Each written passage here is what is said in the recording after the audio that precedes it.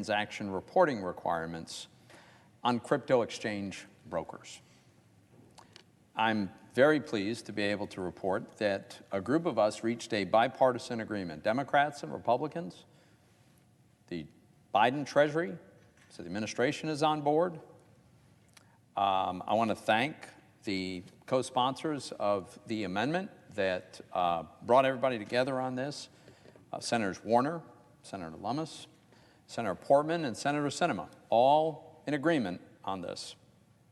And I should point out, I appreciate Senator Ron Wyden's work throughout this entire process. Let me just give a little bit of context here, and then I'm going to yield to some colleagues and then ask consent that we adopt this common sense change. So start off, we have very broad agreement, probably unanimous agreement, that centralized digital asset exchanges, when they behave as brokers, should be required to report transactions of their customers just like ordinary brokers do, stockbrokers, bond brokers. The problem is that the underlying text of this bipartisan infrastructure bill, while it attempts to do this, I think it's very significantly flawed in how it goes about it. The unintended consequence of the current text is that it will ensnare people and companies and impose this transaction reporting requirement on those to whom it shouldn't apply, and in some cases, people who couldn't even possibly comply. For example, the underlying text of this bill would impose this kind of transaction reporting requirement on crypto transaction validators. These are the people that are building out the blockchain by validating a transaction. They would be obligated to report things like a name and a tax ID number and associated with the dollar amount. They don't have that information. For them, the transaction is just an anonymized number. Doesn't make any sense at all. Also, people who write software code and then have no further involvement in any transactions, I think they'd be captured by this language in the underlying bill. And certainly that doesn't make any sense. It would apply to anybody who's providing a service that effectuates these transactions. You know, think about the parallel in the ordinary securities brokerage business. I mean, think about Merrill Lynch. We require Merrill Lynch to report the information about me if I give them my money to buy stock. That makes sense. But we don't require the electric company that provides electrical service to Merrill Lynch to make any such reporting, because that would not make sense. So what happened was a group of us came together to clarify the rules of who are the actual brokers of cryptocurrency who should be responsible for the transaction reporting requirement. We're not proposing anything that's the least bit sweeping or radical.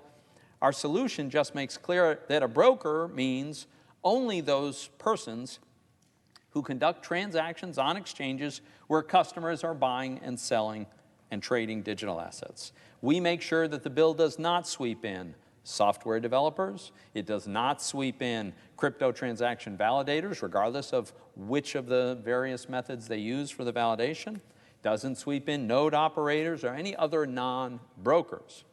But anyone who owes any tax from a cryptocurrency transaction should pay their tax obligation. And so if you're actually a crypto broker, you would be required to turn over that information under our approach. Our amendment would do that.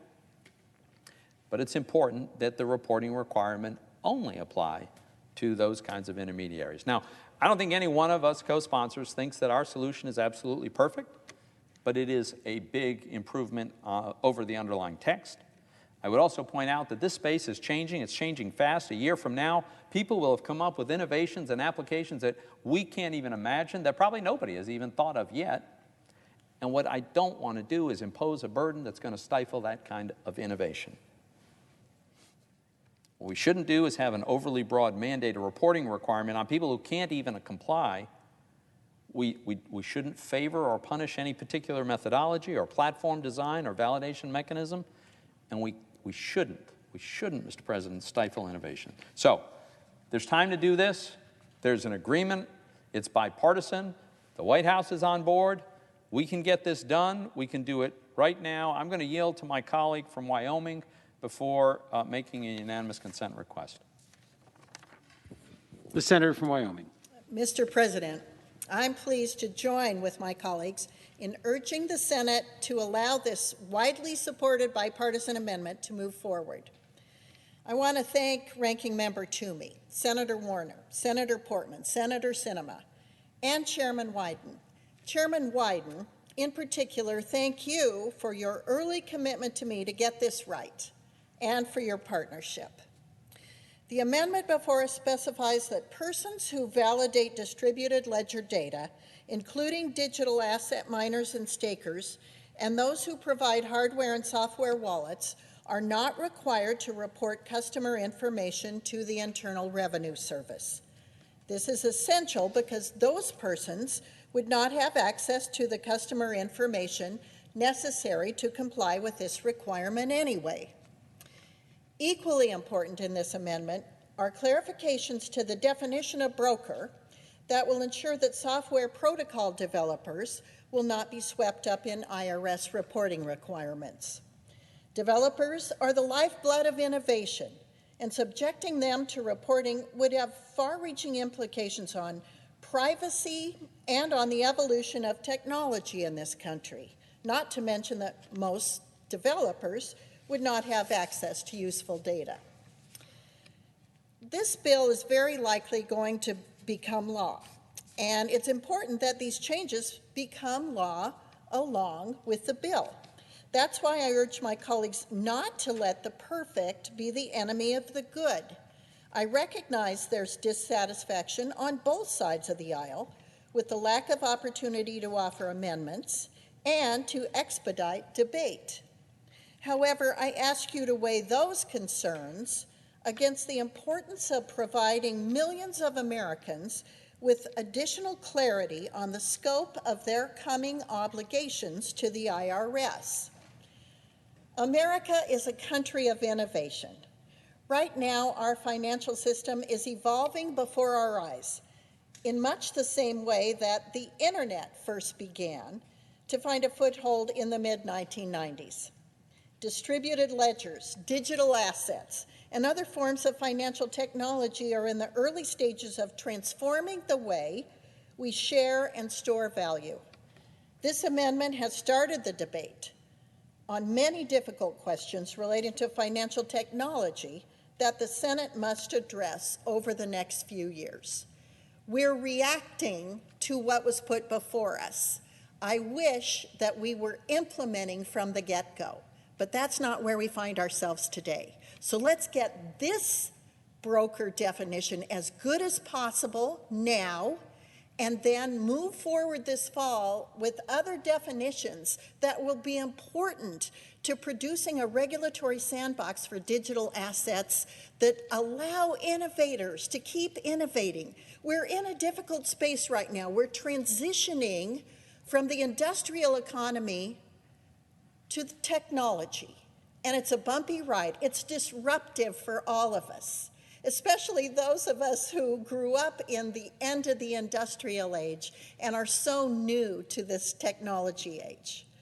But we can adapt, we can be helpful, and we can help forge a very reasonable place for the innovators to work from. There's a proverb that says, "A journey of 1,000 miles begins with a single step." Mr. President, this amendment is the very first step in a long journey, and we're all going to take it together. This journey is about America renewing its commitment to innovation and retaining its role as the leader in the global economy for future generations. I look forward to working with each of you to make sure we get there, and I promise to be a partner to anyone willing to listen and learn. I urge my colleagues not to object and to allow this amendment to proceed to adoption. Thank you, and I yield back to the Senator from Pennsylvania, Mr. Toomey. And I want to thank the Senator from Wyoming for her very constructive leadership in this area, and I'll yield at this time to the Senator from Ohio. I just want to say briefly to my colleague from Wyoming and my colleague from Pennsylvania, and also to our other colleagues who've worked with us over the past week or so, to come up with a good approach to this issue that is vexing, that we need to figure out how to get this into this legislation. So I support the amendment, of course. I think there's a general consensus that information reporting is a good thing, and that particularly for our constituents who are everyday holders of digital currency, they want to have that reporting in order to be able to pay their taxes properly. The vast majority of them are good, hardworking taxpayers who just want to be able to get what their basis is or what their information is from a broker, just as they would for a stock or a bond. So what we have done here through this language is ensure that while doing that, we're not putting a sweeping provision in place that includes people that shouldn't be included. As an example, and my colleague from Pennsylvania said it very, very well, we're not trying to bring in people who are involved in validating distributed ledger transactions through proof of work, commonly known as miners. We're also not trying to bring into proof of stake validation or stakers. And we're also ensuring that we're not bringing in people who are involved with hardware and software selling for digital wallets. They wouldn't be subject to these rules as well. And I think that was very important to make that clear. I think the language needed clarification. So I'm pleased with the amendment. I would hope that we'd be able to get it passed because I think it's very important to have it as part of this legislation. And I want to thank, again, my colleagues from Pennsylvania, from Wyoming, as well as Senators Warner, Sinema, Ossoff, Wyden, and others who have worked with us in this process. And thank you for bringing this amendment to the floor today. I thank the Senator from Ohio for his very constructive cooperation in this, and let me yield briefly to our colleague from Texas. Thank you. I want to thank the good efforts of the senators who have led the work in finding a compromise in this regard, in particular Senator Toomey and Senator Lummis, who've worked very, very hard on this issue. You know, Bismarck said many years ago that there are two things you don't want to see being made: sausage and legislation.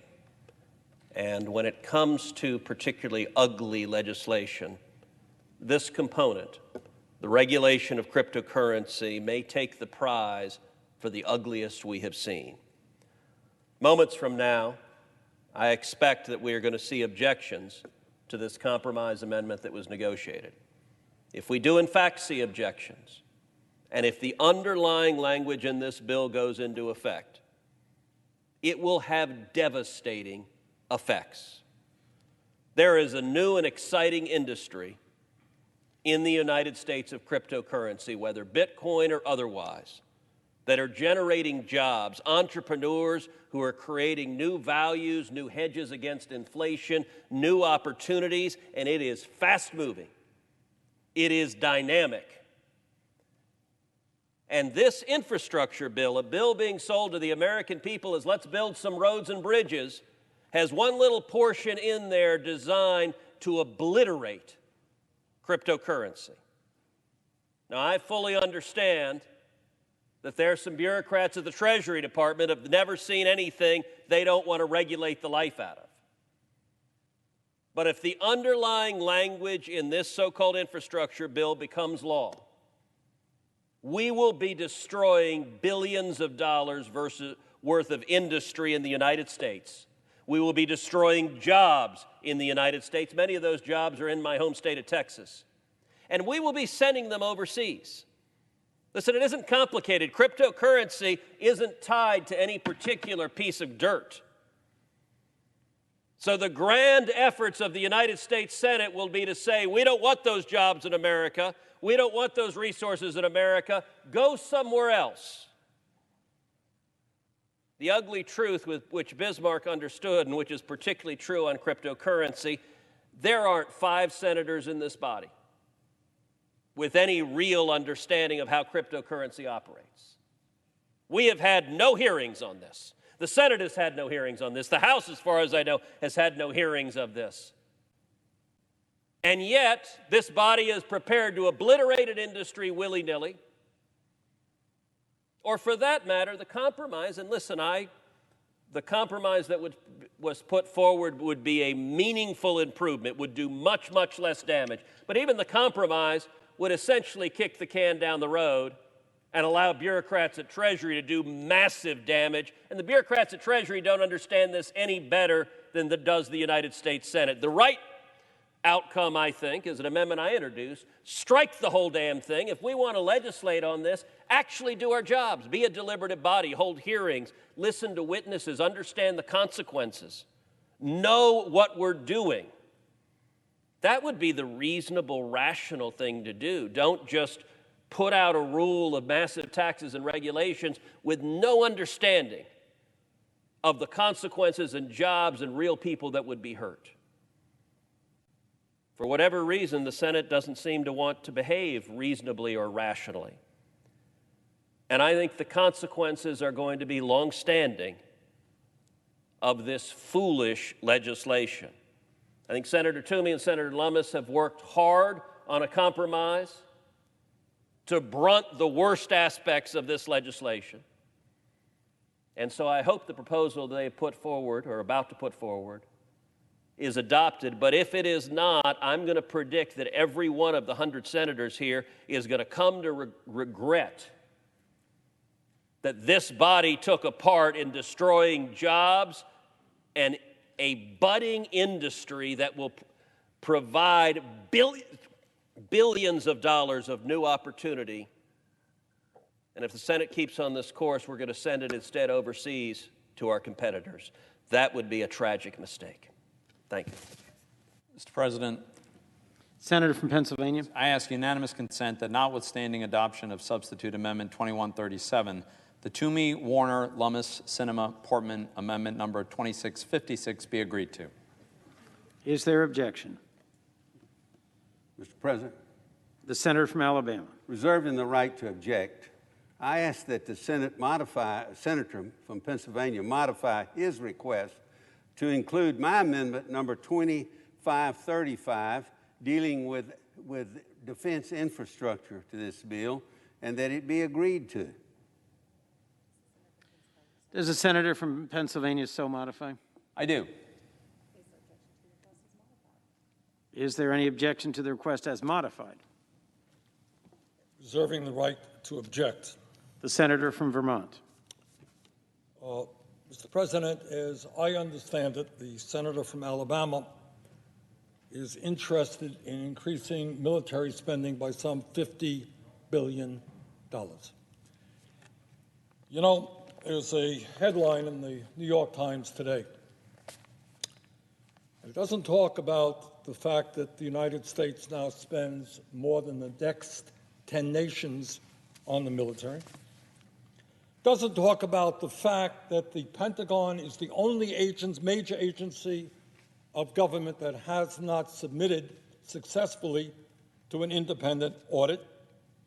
Doesn't talk about the fact of huge profits among defense contractors. What it does talk about is a hotter future is now inevitable. A UN report says scientists urge immediate switch from fossil fuels to avert greater peril. So I would say to my friend from Alabama, if we're going to invest $50 billion, let us in fact invest in transforming our energy system so that we can save this planet for future generations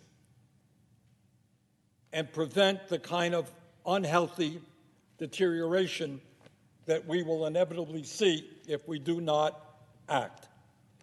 So, Mr. President, I object. The objection is heard. Mr. President, Senator from Delaware. Mr. President, I ask unanimous consent that notwithstanding adoption of substitute amendment number 2137, the Toomey Amendment 2656 be considered and agreed to. Is there objection? Mr. President, Senator from Alabama. reserving the right to object again, I ask that the senator modify his request to include my amendment number 2535 and that it be agreed to. Does the senator from Delaware so amend? I do not. Is there objection to the original request by the senator from Delaware?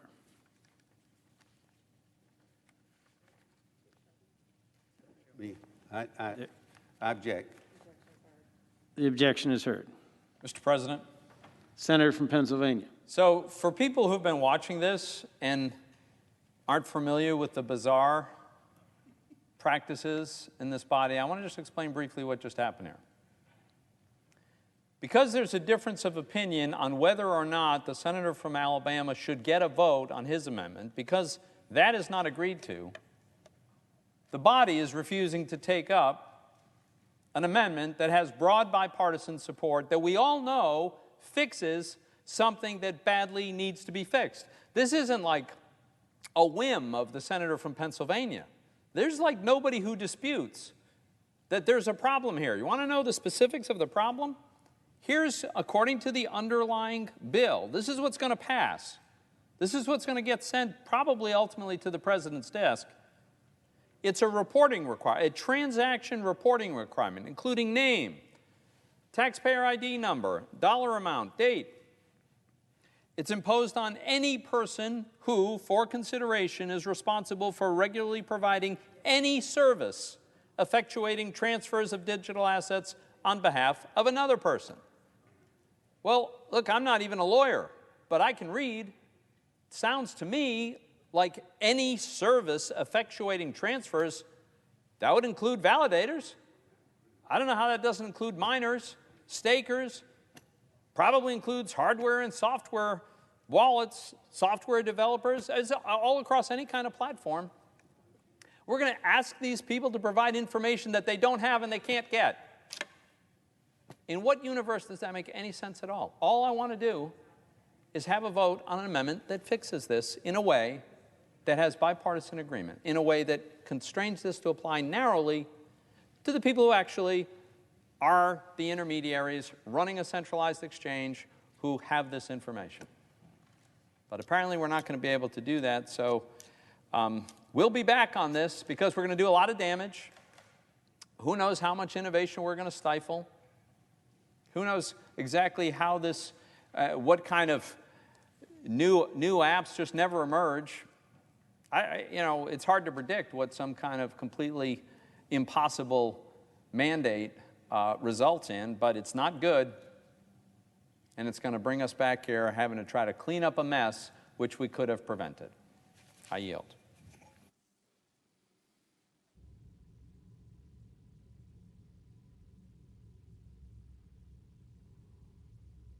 Thanks for watching, and if you haven't already, please consider subscribing to our channel. And while you're at it, please leave us a comment. Thank you for watching.